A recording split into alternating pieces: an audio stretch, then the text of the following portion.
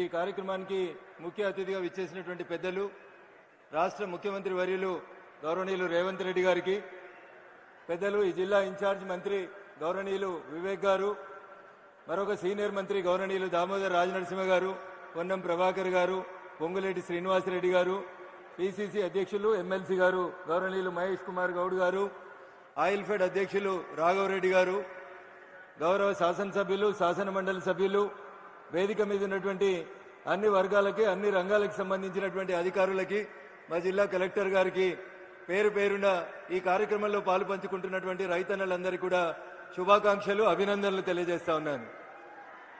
ఎద్దేడిచిన యువజం రైతేడిచిన రాజ్యం బాగుపడదని, తెలంగాణ రాష్ట్రం వస్తే తెలంగాణ రాష్ట్రంలో రైతన్నల కష్టాలు గోసలు తీరుతాయని, ఈ ప్రాంతం సస్యశ్యామలంగా మారుతుందని అనేక ఆశలు కలలు కన్నాం.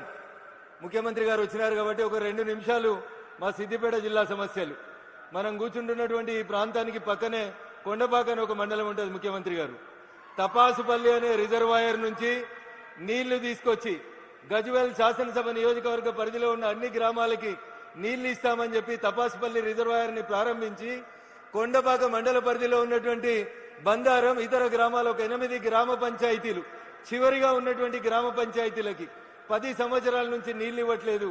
గత 1.5 ఇయర్ నుంచి నేను ఎంపీ కలిసిన తర్వాత నీటిపారుదల శాఖ మంత్రికి కొన్ని రిప్రజెంటేషన్స్ ఇచ్చినప్పుడు కొంత ఫైల్ కదిలింది. దయించి అందరికీ నీళ్లు వచ్చినాయి. చుట్టూ కొండపాక మండలంలో ఉన్న ఒక 8 గ్రామాలకి తపాసుపల్లి రిజర్వాయర్ నుంచి నీళ్లు వచ్చేలాగా చూడాల్సిందిగా గౌరవ ముఖ్యమంత్రి గారికి ఈ సందర్భంగా విజ్ఞప్తి చేస్తా ఉన్నాను. పిసిసి అధ్యక్షులుగా మీరు, అప్పటి భారతీయ జనతా పార్టీ రాష్ట్ర ప్రధాన కార్యదర్శిగా నేను మల్లన్న సాగర్ ప్రాజెక్టు నిర్మాణం జరుగుతున్నప్పుడు మేము ఆ ప్రాంతాల్లో ఉన్నటువంటి పల్లెల్లో నిద్ర చేసి మల్లన్న సాగర్ పూర్తయితే దుబ్బాక శాసనసభ నియోజకవర్గంలో ఉన్నటువంటి ప్రతి పొలానికి నీళ్లు వస్తాయని, నష్టపోయినటువంటి రైతన్నకి నష్టపరిహారం సరైన రీతిలో అందిస్తామని చెప్పి ఆ రోజు ప్రతిపక్ష నేతలుగా మేమందరం కొట్లాడడం జరిగింది. ప్రాజెక్టు నిర్మాణం పూర్తయింది. కానీ ఏ దుబ్బాక నియోజకవర్గం అయితే మల్లన్న సాగర్ 50 టీఎంసీల నీళ్లు కట్టడానికి భూమిని కోల్పోయిందో, ఆ దుబ్బాక శాసనసభ నియోజకవర్గంలో ఇంకా చాలా గ్రామాలకి కాలువలు రాలేదు, చెరువుల ద్వారా నీళ్లు అందించడం జరగట్లేదు. కాబట్టి దయచేసి ఈ 2 రిజర్వాయర్లకు సంబంధించినటువంటి అంశాన్ని ఇప్పుడు నేను మీకు ఒక రిప్రజెంటేషన్ ఇస్తా ఉన్న ముఖ్యమంత్రి గారు, హైదరాబాద్ వెళ్లిన తర్వాత దయచేసి నీటిపారుదల శాఖ మంత్రితో మాట్లాడి మాకు ఈ 2 రిజర్వాయర్లకు సంబంధించినటువంటి నీటి కోస తీర్చాలని. మొదటిసారి మీరు సిద్దిపేట ప్రాంతానికి మొదటిసారి వచ్చినారు కాబట్టి ఈ ప్రాంత రైతన్నల కష్టాన్ని మీ దృష్టికి తీసుకొస్తా ఉన్నాం. ఇకపోతే ఈ రోజు కార్యక్రమం రైతన్నలకు సంబంధించిన కార్యక్రమం. ఆయిల్ ఫెడ్ మనం పెట్టుకోవాల్సినటువంటి పామ్ ఆయిల్ మొక్కలకు సంబంధించి మొట్టమొదటిసారిగా తుమ్మల నాగేశ్వరరావు గారు ఖమ్మం జిల్లాలో ఈ పంటని బాగా అభివృద్ధి చేస్తా ఉన్నారు.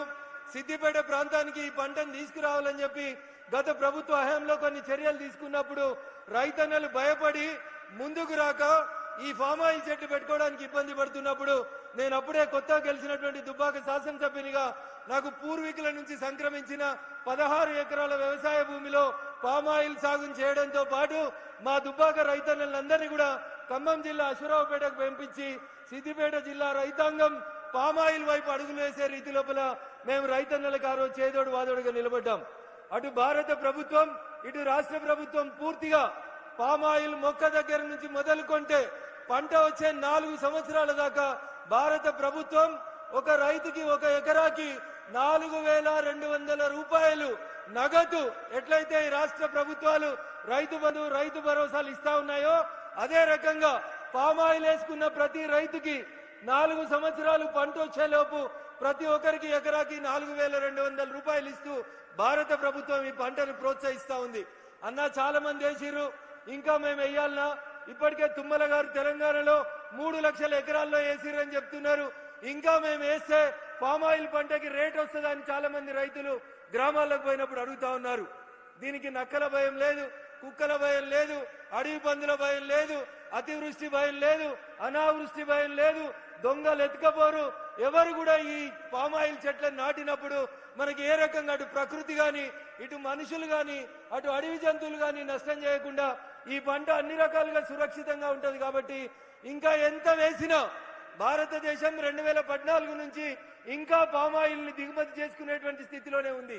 కాబట్టి మనం ఈ రాష్ట్రంలో ఇప్పుడు ఉన్నటువంటి 3 లక్షల ఎకరాల పామాయిల్ సాగుని 10 లక్షల ఎకరాలకు విస్తరించిన రాష్ట్ర ప్రభుత్వం, కేంద్ర ప్రభుత్వం పామాయిల్ సాగుని ఎంకరేజ్ చేస్తుందని, మీకు కావలసినటువంటి డబ్బులు పూర్తి స్థాయిలో అందిస్తుందని ఈ సందర్భంగా తెలియజేస్తూ, రైతన్నల్ని క్రాప్ డైవర్షన్ వరకు క్రాప్ ఎప్పటికీ వరి నీళ్ళు వచ్చినాయి కదా అని వరి పంట వేసే బదులు పంట మార్పిడి విధానం వైపు రైతన్నలు ముందుకెళ్లాలని కోరుకుంటూ, హార్టికల్చర్, సెరికల్చర్ తో పాటు పామాయిల్ సాగులో కూడా రైతన్నలు మరింత నైపుణ్యం సాధించే రీతిగా వ్యవసాయ శాఖ అధికారులు, ముఖ్యంగా మంత్రి తుమ్మల గారు పడుతున్నటువంటి కష్టానికి మనందరం కూడా వారిని అభినందిస్తూ, ప్రతి రైతు పామాయిల్ సాగులో ముందడుగు వేయాలని చెప్పి కోరుకుంటూ, ఈ జిల్లా సమస్యలు మరికొన్ని ఉన్నాయి ముఖ్యమంత్రి గారు, వాటిని రాతపూర్వకంగా మీకు అందించాలనుకుంటున్నాం.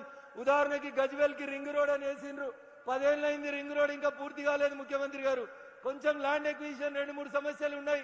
గజ్వేల్ కి సంబంధించినటువంటి ఆ రింగ్ రోడ్ పూర్తి చేయాల్సిందిగా కోరుతా ఉన్నాం. అదే రకంగా నేను గతంలో ప్రాతినిధ్యం వహించినటువంటి దుబ్బాక శాసనసభ నియోజకవర్గం రాష్ట్రంలో అనేక రకాలుగా కొంత వెనుకబడి ఉంది. భవిష్యత్తులో ఏమైనా పరిశ్రమల్ని మంజూరు చేయడానికి అవకాశం ఉంటే దుబ్బాక శాసనసభ నియోజకవర్గాన్ని మీరు ఎట్లయితే కొడంగల్ వైపు ప్రతి అంశాన్ని మీ వైపు డ్రైవ్ చేసుకుంటా ఉన్నారో, అట్లే మా దుబ్బాక వైపు కూడా ఓ కన్నుంచాలని దయచేసి, కుడి చేయి కొడంగల్ అయితే ఎడమ చేయిని కనీసం దుబ్బాక వైపు చూపించాలని ఈ వేదిక ద్వారా గౌరవ ముఖ్యమంత్రి గారికి విజ్ఞప్తి చేస్తూ, కొన్ని రోడ్లు, కొన్ని కాలేజీలు మీకు వినతి పత్రం అందజేస్తా ఉన్నాం, దయచేసి వాటిని మంజూరు చేయాలని ఈ వేదిక ద్వారా గౌరవ ముఖ్యమంత్రి గారిని కోరుకుంటూ, అవకాశం ఇచ్చినటువంటి వేదిక ముందున్నటువంటి రైతన్నలందరికీ కూడా కృతజ్ఞతాభివందనాలు తెలియజేసుకుంటూ సెలవు తీసుకుంటా ఉన్నాను. జై హింద్, జై భారత్. సమయాన్ని దృష్టిలో పెట్టుకొని మంత్రులందరూ కూడా సమయస్ఫూర్తిగా మాట్లాడమని చెప్పి కోరుకుంటూ, మిత్రులు పొన్నం గారిని మాట్లాడవలసిందిగా కోరుతున్నాను.